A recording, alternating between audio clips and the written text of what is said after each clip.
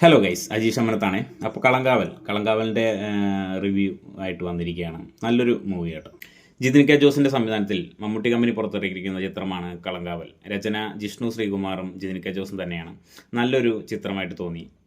Story wise അല്ല കേട്ടോ ഞാൻ പറയുന്നത്, മൂവി ഉടനീളം മമ്മൂക്കയുടെ ഒരു പെർഫോമൻസ് ആണ് നമുക്ക് ഈ ചിത്രത്തിൽ കാണാൻ കഴിയുന്നത്. അതായത് മമ്മൂക്ക നെഗറ്റീവ് റോളാണ് ചെയ്യുന്നത്, അതുപോലെ വിനായകൻ ഒരു നായക പ്രാധാന്യമുള്ള ലീഡ് ചെയ്യുന്ന ക്യാരക്ടറാണ് ചെയ്യുന്നത് എന്ന ക്ലൂവോട് കൂടി തന്നെയാണ് നമ്മളെല്ലാവരും ചിത്രം കാണാൻ ഇറങ്ങിയത്.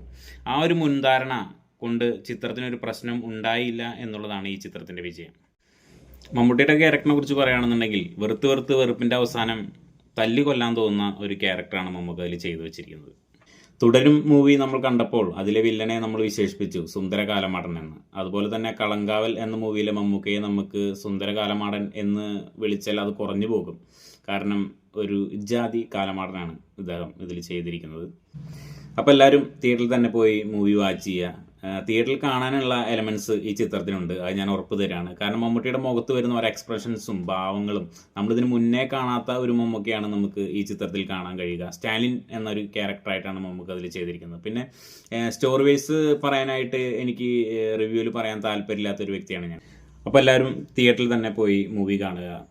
തിയേറ്ററിൽ കാണാനുള്ള ഒരു എലമെൻറ്റ്സ് ഈ ചിത്രത്തിനുണ്ട്. പരീക്ഷണ ചിത്രങ്ങൾ ചെയ്യുക എന്ന് പറഞ്ഞു കഴിഞ്ഞാൽ മമ്മൂക്കയെ നമുക്കറിയാലോ, മറ്റുള്ളവരിൽ നിന്ന് വേറിട്ട് നിൽക്കുന്നത് മമ്മൂക്ക അതുകൊണ്ട് തന്നെയാണ്. പിന്നെ എടുത്തു പറയാവുന്ന ഒരു ക്യാരക്ടറാണ് വിനായകൻ ചെയ്തിട്ടുള്ളത്. ഒരു പോലീസ് ഓഫീസറുടെ റോളാണ് അദ്ദേഹം ചെയ്തിട്ടുള്ളത്.